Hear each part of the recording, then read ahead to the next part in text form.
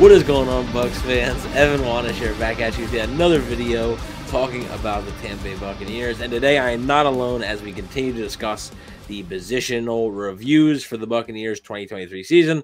I'm not alone. I am joined by Mr. Bucs Nation, aka James Hill. You all know him. Some love him. How you doing tonight, James? Good, man. Still going through these positional reviews. Excited to talk about the wide receivers today. Yeah, and well, the wide receivers, I still feel, when you're looking at this offense, it's still the strength of the offense, right? It's still, honestly, could be the biggest strength of the entire team, right? That group headlined by, obviously, Mike Evans and Chris Godwin. Anytime you have those two guys, it's going to be good. So, I want to get into a little bit about, what they did, because Mike Evans, look, he had a fantastic season. And this was a season where coming into it, the Bucs and him tried to get a long-term deal done. They couldn't. Now Mike Evans is going to be a free agent. We will discuss that in a little bit. But Mike Evans, I thought, had a terrific season. And I thought Chris Godwin, there was inconsistent at times. There was times when he wasn't getting a lot of targets.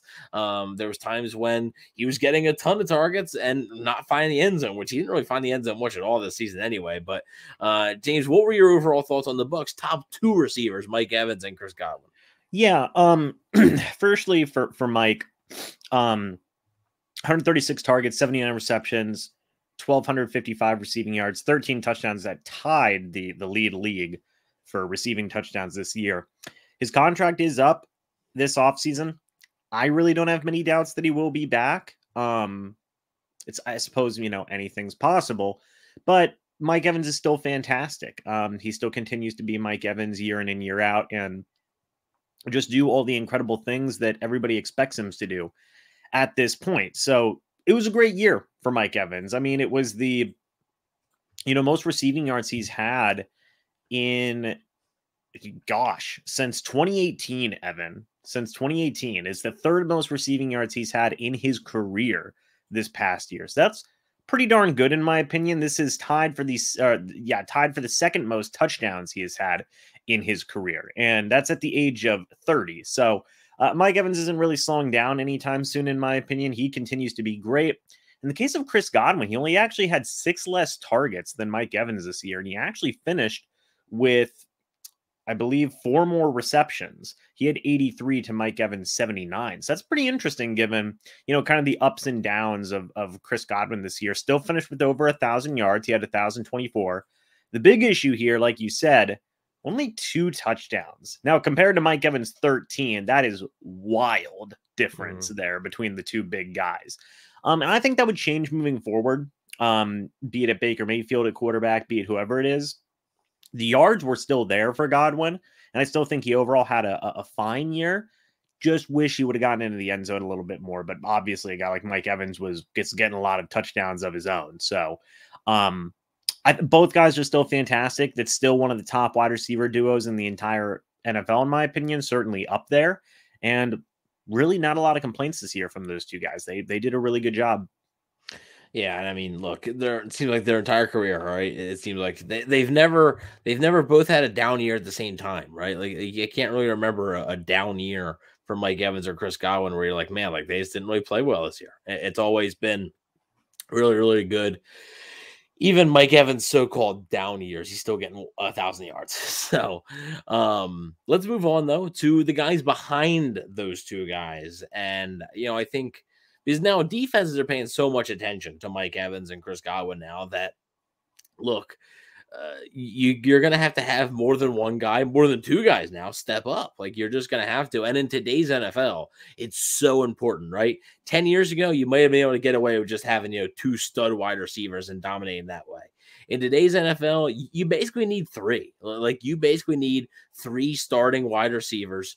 Maybe not to the caliber, of what the Bucs had for, a year with Mike Evans, Chris Godwin, Antonio Brown, like that. But, like, you need 3 legit wide receivers that are going to be a big part of your offense. And supposed to be Russell Gage. Unfortunately, it was not Russell Gage, as he tore his ACL, I believe, early in training camp. It was a joint practice against the Jets, so did not play a single game for the Buccaneers. We'll talk about the future of the wide receiver position in just a few moments, but probably won't be back with Tampa Bay. But In the meantime, Trey Palmer, the rookie out of Nebraska, 6th-round pick who the Buccaneers traded up for, proved why the Buccaneers traded up for him. And while he was inconsistent at times, there were some frustrating plays. I know there were some frustrating, drops that he had, some just, inconsistencies here and there. I think he showed flashes. And for a 6th-round pick, that's all you can ask for, especially a 6th-round pick who wasn't expecting to necessarily be thrown right into the fire as the wide receiver 3 for this team and play such a significant role. Now, James actually just recently, a little spoiler, he interviewed Trey Palmer. So quick shout out there. You can check that out on James's channel. Should be up soon, I believe, if not already. What were your thoughts on Trey Palmer's rookie season, and what do you think moving forward, assuming Russell Gage isn't on the team? Yeah, I mean, the potential is there with Trey Palmer, right? Real quick, I just wanted to mention this too. Both Mike Evans and Chris Godwin are 1 and 2 for receiving yards and receiving touchdowns in Buccaneers team history. So there you go. That's also interesting. But to go back to Trey Palmer, look, I mean, Trey Palmer has, in my opinion, all the tools, all the physicality, all the athleticism that you want in a good wide receiver, right? Now, he did have a couple of drops throughout the year, and that was what it was. But the fact that he was still able to go out there as a 6th-round draft pick, thrust into action very early, and still make some pretty notable plays. I mean, he had a touchdown in a playoff game, man. A pretty good touchdown at that. He, I think, is definitely going to be a guy who can be really good for the Bucs for the next few seasons. I really do believe that, especially if he continues to be in that mix with Evans and Godwin. I don't know if he's going to be the full-time wide receiver 3 next year, but I think he'll certainly be competing for that spot. And I think that's the way it should be, because Palmer looked really good this year. And I think me and you both agree on this. He's got all the tools to be better moving forward. Yeah, and I do want to get into the future of the position group. So I don't want to spend too much time on these guys, but I want to give them their props. Guys like David Moore, guys like Devin Tomkins. What do you see out of those two guys really quick here before we move on talking about the future of the position here? Yeah. In the case of David Moore, he only played in 7 games, 94 yards and a touchdown. Devin Tomkins was actually the main return guy for the Bucs, 83 yards and a touchdown. 25 targets for Tomkins, 7 for Moore. Even like Raheem Jarrett was in there, 9 targets, 9 targets, 4 catches, 60 yards, and a touchdown. Evan, I don't know if those guys, I don't super envision David Moore being back. In fact, I could very well see him going to a place like Carolina to go join Dave Canales. In the case of Devin Tomkins and Raheem Jarrett, I don't know. I mean, those are guys that Jason Light, we're kind of more so Jason Light guys whenever he brought in, right? And Jason Light was really excited about them. He does that sometimes where he gets really hyped up about certain undrafted wide receivers, and Devin Tomkins and Raheem Jarrett are in that mix. I think they'll at the very, very least be competition at camp, and at the very least be practice squad type guys. And they could also have increased roles this upcoming season, depending on who the offensive coordinator is, depending on what else the Bucs want to do. The Bucs have some pretty intriguing young guys at wide receiver, and Tomkins and Jarrett are in that mix. In the case of Moore, I think he's probably going to be better off joining Dave Canales in Carolina. There's not really many connections left for him here in Tampa Bay. Yeah, I mean, it's definitely, or he could just, move on to another team, Right. It's very possible. So he's been on a bunch of teams in his NFL career so far. So, yeah. It would be interesting though. I wouldn't completely count out David Moore on returning, just because I think, depth is important. You can always use that. And if the price is right, why not?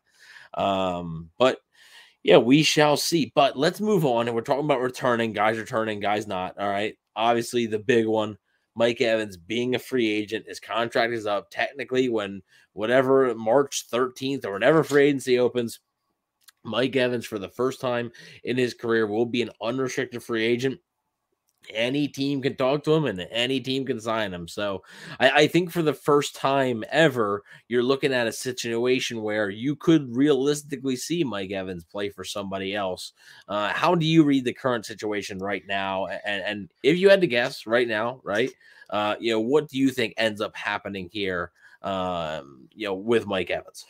Yeah, an important distinction to make too is that's if he makes it to the middle of March, right? Obviously, some stuff can still happen. I believe Mike Evans had talked about it at the end of the year where he wants to be a Buck. Jason Light had leaked the idea of like it would mean a lot to him, the Glazier family, the organization, to make sure Mike Evans is a Buck his entire life. Yeah, I believe Mike Evans had also said that they would continue contract negotiations after the Super Bowl, so it's coming up. So we'll see. I mean, I don't know if he's going to make it to the open market. I think it's definitely possible. It's more possible than it's ever been. But we'll see. I think that if there was any one guy, I really do mean this, if there was any one guy that Jason Light would want to bring back, probably would be Mike Evans. I mean, for Jason Light personally, right? Because that's Jason Light's first ever draft pick. I don't even think it's arguable at this point. I mean, Hall of Famer, best offensive player in Bucs history. That's a pretty big feather in Jason Light's cap. So I think Jason would want to keep him at all costs. And he's still playing well. That's the thing as well. Yeah, no, he definitely is. And obviously, we don't expect Russell Gage to be back. Do we expect the Buccaneers? And I heard you mention this earlier, and that's why I'm going to mention this. Do we expect the Buccaneers to add a wide receiver at some point, whether it be free agency or the draft? Maybe not a high profile one. Obviously, if Mike Evans goes elsewhere, the Buccaneers are going to have a plan to replace him, right? So they would definitely add a wide receiver in that case. But assuming Mike Evans and Chris Godwin are back, right? Obviously, Trey Palmer is going to be here. Do you expect the Bucs to maybe add a wide receiver? 4 or 3, add to that mix in free agency or the draft?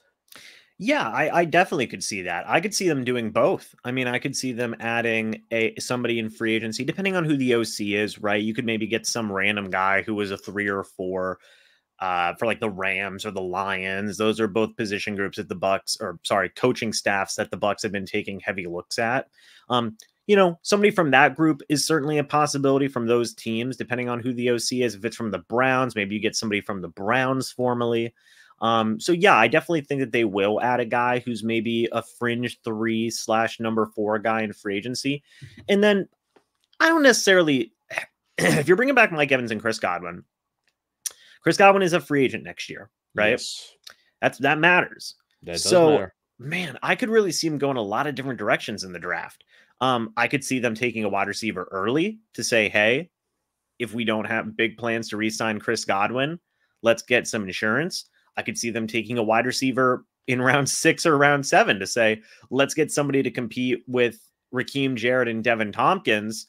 And because we feel confident about the duo of Mike Evans and Chris Godwin and being able to re-sign Chris Godwin yet again. So, I mean, like it could go a lot of different routes in the draft.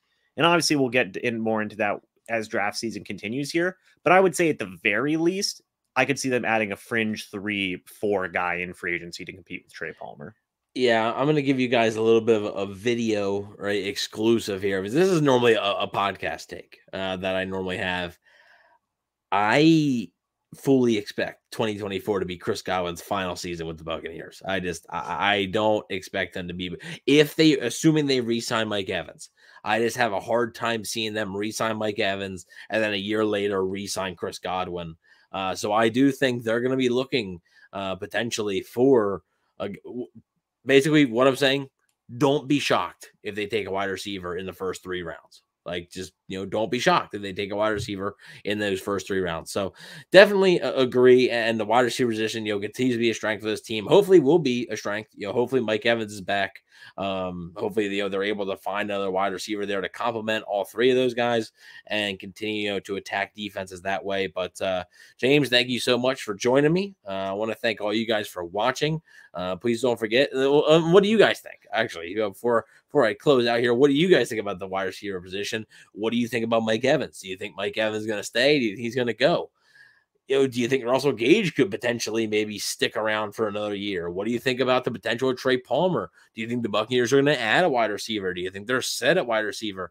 Always curious to hear what you guys think in the comment section below. So please don't forget to check that out. Also, please don't forget to like, share, and subscribe. And go Bucs.